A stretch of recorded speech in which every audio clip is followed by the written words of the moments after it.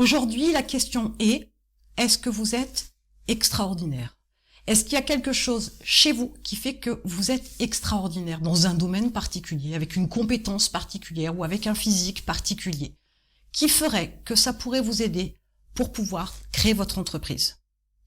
Mais posez-vous la question, est-ce que vous avez besoin d'avoir une chose, une seule chose? Est-ce que le fait que vous soyez quelqu'un d'unique, il n'y a pas de copie de vous, vous êtes là en ce moment en train de me regarder, vous êtes là peut-être en ce moment en train de réfléchir, ce moment-là est unique parce que c'est vous, parce que c'est moi, parce que c'est maintenant.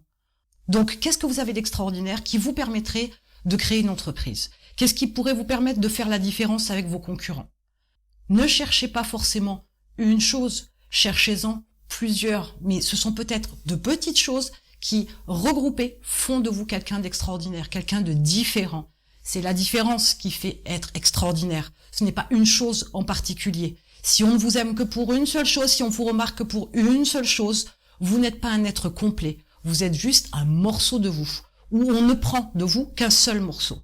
Et pour chacun d'entre nous, vous comme moi, ce qu'on aime, c'est des personnes dans leur entièreté.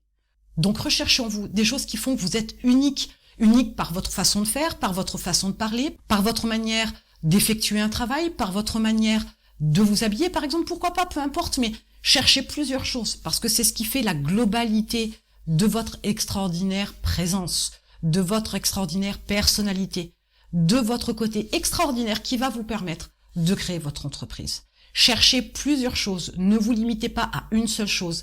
Et ce n'est pas parce que vous ne trouvez pas des choses extraordinaires chez vous que vous n'êtes pas extraordinaire.